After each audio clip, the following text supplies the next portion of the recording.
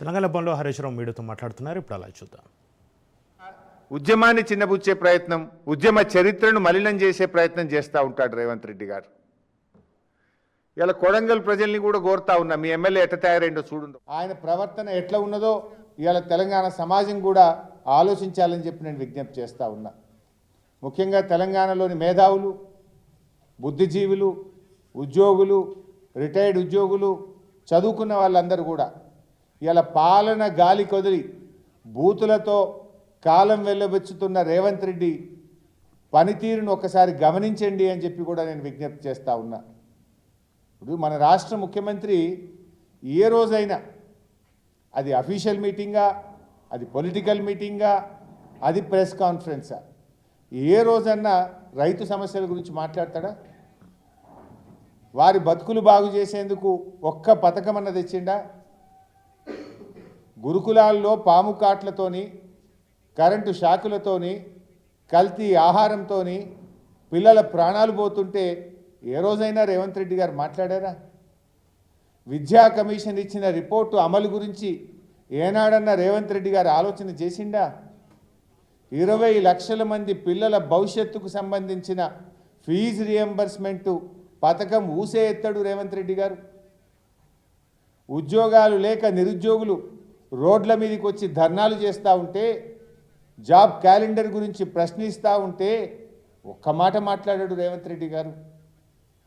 అవ్వాతాతల పింఛన్ల గురించి మాట్లాడాడు. అక్కా చెల్లెళ్ళకి ఇచ్చిన హామీల అమలు గురించి మాట్లాడాడు. రిటైర్మెంట్ బెనిఫిట్లు అందక ఇవాళ ఆసుపత్రుల్లో అనాథల్లాగా ఇబ్బంది పడుతున్న రిటైర్డ్ ఉద్యోగుల బాధల గురించి మాట్లాడాడు.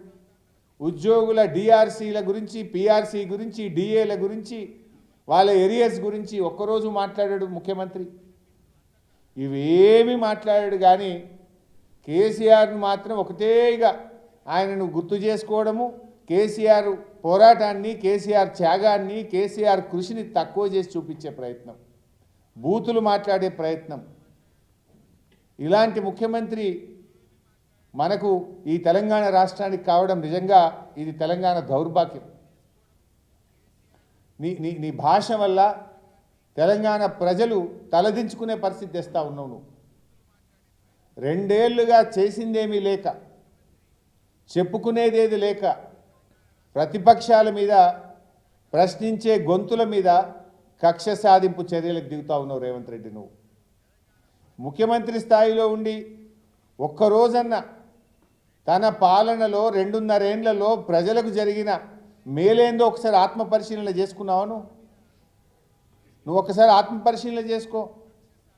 కేసీఆర్ గారి పేరు పలకకుండా రేవంత్ రెడ్డి మాట్లాడలేకపోతుండు. ఇది రాజకీయంగా దివాలా కోరుతాను. అన్ని అబద్ధాలే.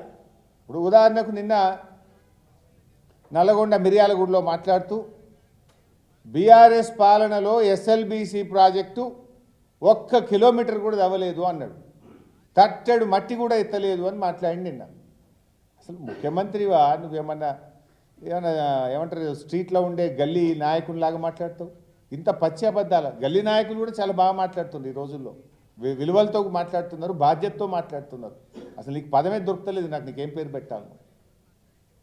ఇప్పుడు 2014 నుంచి 2023 వరకు అందులో 2 ఏళ్ళు కరోనా వల్ల పనులు ఆగిపోయినాయి.